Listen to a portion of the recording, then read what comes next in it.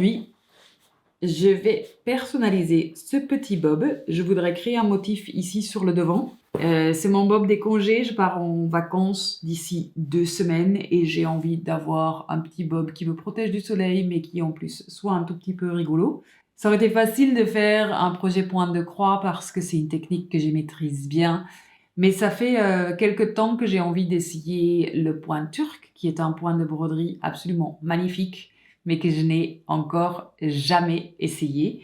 C'est pas malin de faire tout de suite un projet avec un point que je ne maîtrise pas, sur une surface qui est quand même relativement grande. En plus, j'ai choisi un motif avec motif dedans, donc ça va être plus compliqué que si j'avais choisi quelque chose de vraiment très graphique et simple. Donc j'espère que je vais y arriver, je suis pas sûre du tout. Je suis pas sûre non plus que c'est faisable de le faire dans la journée, mais je vais essayer. Alors, ce qu'on va faire, c'est vraiment essayer de prendre le milieu. Donc je me base sur les coutures qui sont juste là, que je mets sur le côté. On va aplatir ce joyeux petit bordel. Et ensuite, je pense que je vais juste faire mon petit visage, mon petit smiley. On va faire une jolie marque parce qu'on veut avoir un cercle. On va faire les yeux et ensuite on va faire un sourire. On va le creuser un tout petit peu parce qu'on a envie d'avoir un peu de matière.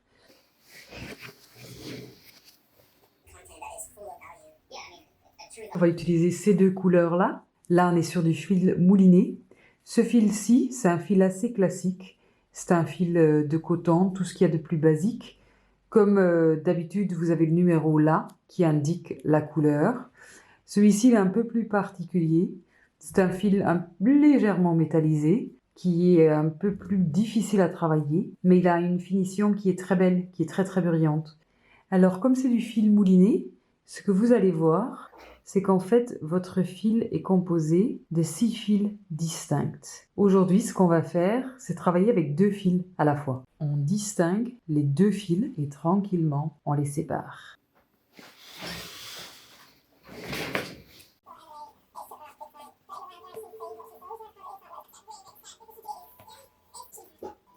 C'est assez intéressant de voir que petit à petit, je commence à comprendre comment le point fonctionne. Ici, on est sur quelque chose de bien plus net. Mon objectif, c'est donc vraiment de faire tout le tour et de manière spirale, aller remplir tout l'intérieur. C'est un point qui prend beaucoup de temps. Je pense qu'on va en avoir pour un bon petit moment. Là, en fait, ce que je cherche vraiment à faire, c'est de créer une densité. Ça doit faire à peu près 1 heure ou 2 que je suis dessus. Ça n'avance pas comme j'aimerais que ça avance. Mais après, je suis en train de gagner en dextérité. Et j'ai l'impression d'avoir mieux compris le point. Donc j'aime croire qu'on va encore y arriver pour le finir aujourd'hui. En tout cas, j'ai décidé de m'aider d'un tambour parce qu'en fait, ça m'aide à tirer mon fil à travers et stabiliser un peu la broderie. Donc c'est vraiment juste pour la prise en main. Le tissu en lui-même n'a pas vraiment besoin de tambour. Donc si vous travaillez sur du jean ou des tissus un peu épais comme ça qui se tiennent, vous n'avez pas toujours besoin de rajouter le tambour. Là, j'ai fini par le rajouter parce que ça m'aide quand même pour cette broderie-ci. Ça m'aide à le prendre en main.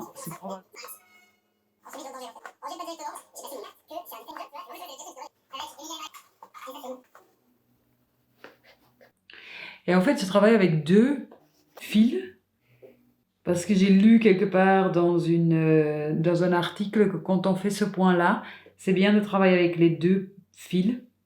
Normalement, sur les fils moulinés, on va avoir 6 fils séparés. Et en fait, suivant la broderie, c'est bien de changer l'épaisseur.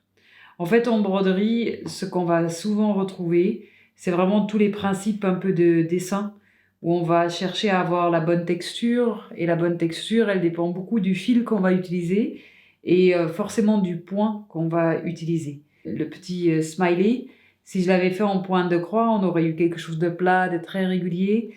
Suivant le fil que j'utilisais, on aurait eu quelque chose de plus ou moins flou ou de très très rigide, de très très pixelisé.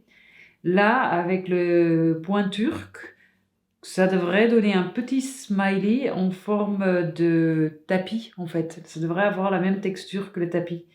Donc en broderie, on va toujours faire un peu des tests de points et de motifs pour voir quel est le meilleur point et quel est le meilleur fil pour un design donné.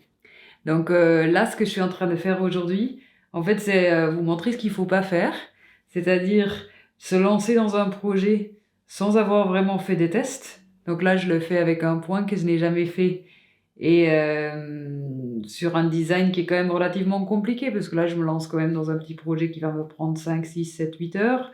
Normalement, avant qu'on fasse ça, si on veut bien faire ce qu'on fait généralement, c'est quand même quelques tests pour vérifier que ça correspond bien à ce qu'on a envie de faire. Là, j'avoue que j'ai pas forcément beaucoup de temps. Du coup, je prends le risque. Des fois, ça passe, des fois, ça casse.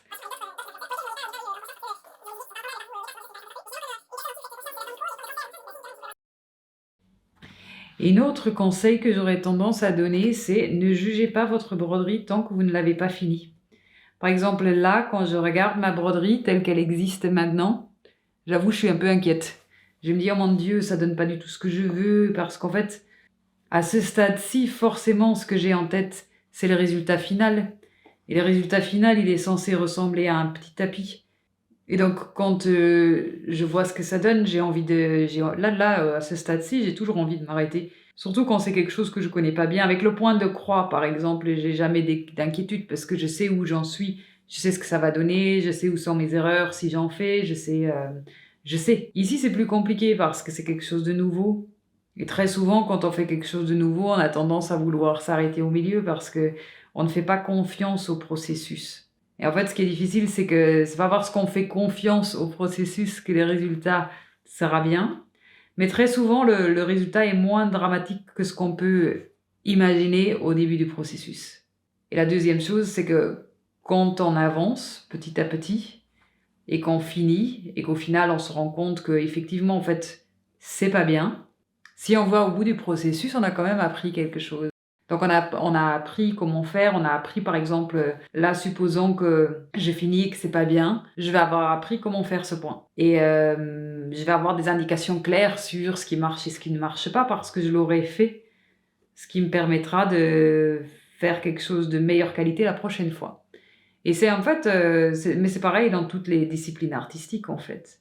Il suffit de faire. Je suis quelqu'un qui croit beaucoup au fait de faire, même si on fait mal, même si là, par exemple, la deuxième chose que j'essaye de faire, c'est de tourner des vidéos. C'est hyper difficile pour moi de tourner des vidéos. Je le fais parce que les cours que je propose peuvent, pour certaines personnes, être chers. Quand j'ai la chance de donner des cours dans des centres culturels qui, pour le coup, sont gratuits souvent pour le public, c'est pas cher, mais les places sont limitées. Et en fait, donner des petits cours, des petits modules sur Internet, moi, ça me permet de dire aux gens qui ne peuvent pas venir à mes workshops, mais qui ont quand même envie d'avoir accès à la connaissance, regardez ma chaîne YouTube, j'ai quelques tutos qui sont là, et n'hésitez pas à m'envoyer un mail si vous avez des questions. Mais le problème, c'est que si on fait ça, il faut apprendre à faire de la vidéo, il faut apprendre à faire un peu de montage, et pour le coup, oui, c'est dur, c'est dur. Surtout si on essaie de tout faire soi-même. Mais c'est aussi marrant parce qu'on apprend des choses. Puis on a du respect pour le métier des autres gens. Moi, je suis toujours... quand j'apprends quelque chose de nouveau, que je découvre le métier de quelqu'un et que je fais soit de manière hobbyiste, soit que j'essaye d'investir de manière un peu sérieuse, il y a toujours quand même plus de respect pour les gens qu'on croise par la suite, qui travaillent dans ces secteurs-là et qui ont une réelle maîtrise de ce qu'ils font.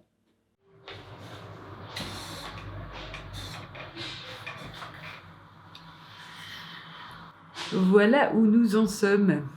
Là, il est 4h30, donc ça fait quand même 4 heures que je suis dessus. Comme on voit, j'ai fait qu'un petit contour comme ça. Après, c'est vrai que j'ai travaillé de manière vraiment, vraiment très, très dense. Je ne sais pas si vous le voyez bien. Je suis curieuse. C'est un point que je ne connais pas. J'avoue que je pensais que ça allait aller plus vite. Après, c'est vrai aussi que j'ai tendance à me mentir à moi-même quand je commence un projet. Et je pense que c'est un peu par facilité parce que si on se projette toujours sur la réalité des chiffres, des heures que ça va nous prendre pour réaliser un projet, je pense qu'il y a beaucoup de projets que je n'aurais pas commencé. Et du coup, des fois, c'est bien de se mentir à soi-même. Là, je suis quand même assez confiante parce que quand on regarde l'arrière, j'ai bien avancé.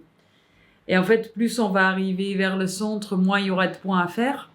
Après, je me dis que bon, le problème qui va probablement se présenter quand je vais arriver au centre, c'est que je vais avoir moins de lisibilité parce que je vais devoir travailler au milieu de tous les fils qui existent. Et je suis surtout curieuse de savoir comment ça va se passer quand je vais essayer d'intégrer le bleu.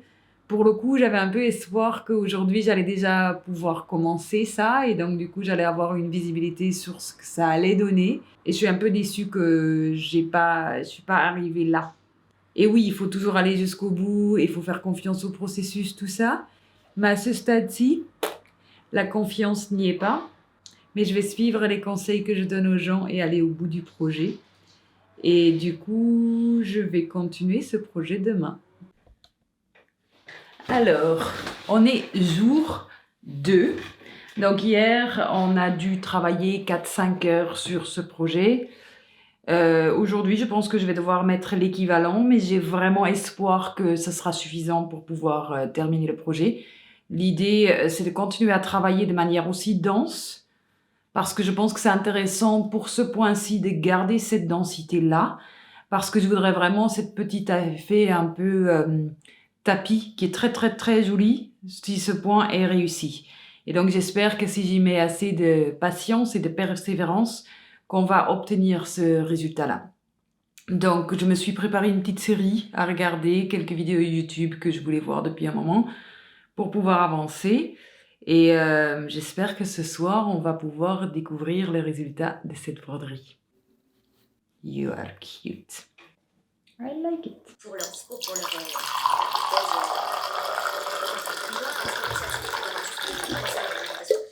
voilà où nous en sommes.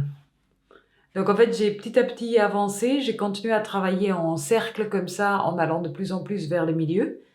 Là, je suis arrivée à la bouche, donc du coup, je vais pouvoir enfin commencer à intégrer le bleu.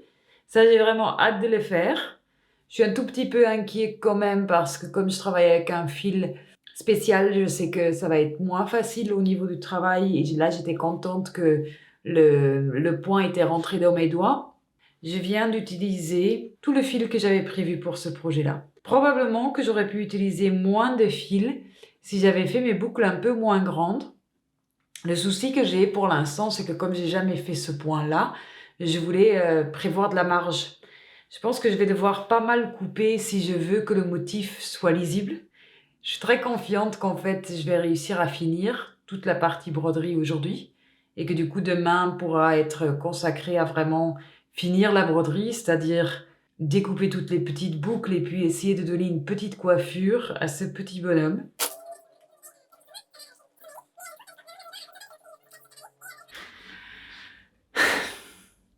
On est jour 3 et j'en suis là.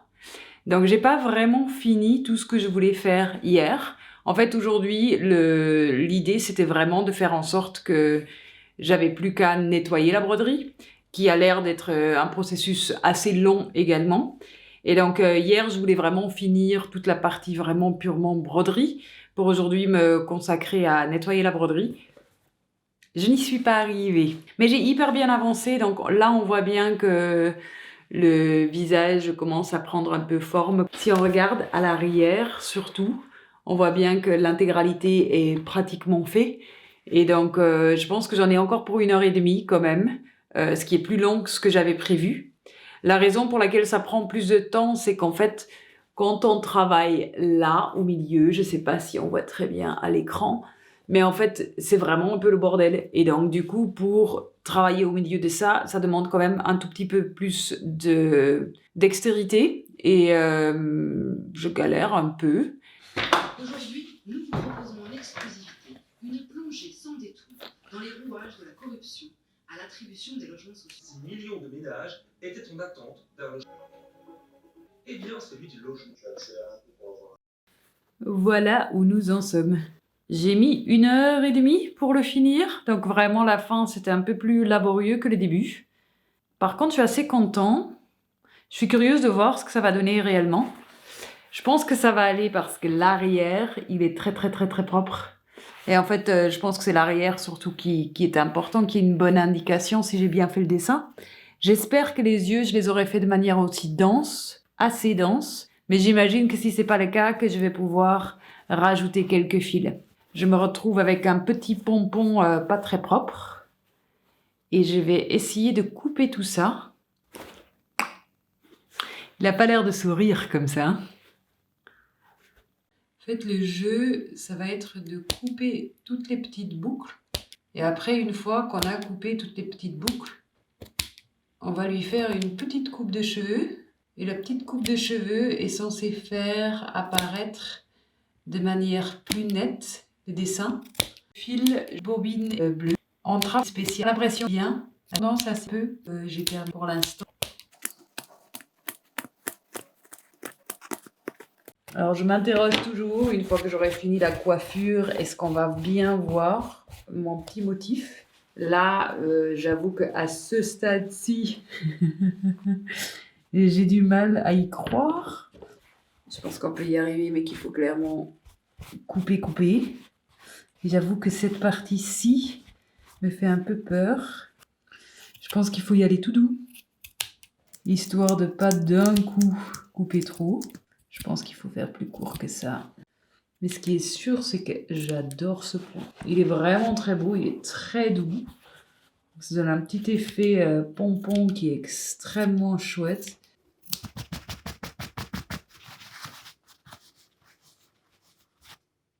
On n'est pas trop mal.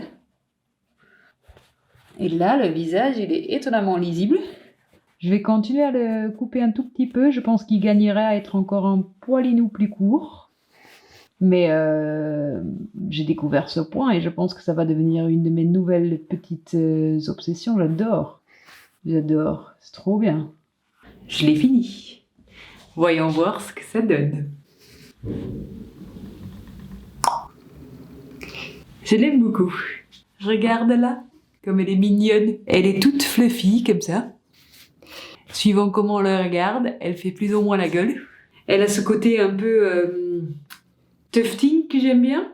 Après, bien évidemment, c'est beaucoup moins rapide que le tufting. Ça m'a pris des heures. Je pense que si j'avais fait ça au tufting, ça aurait été beaucoup plus rapide.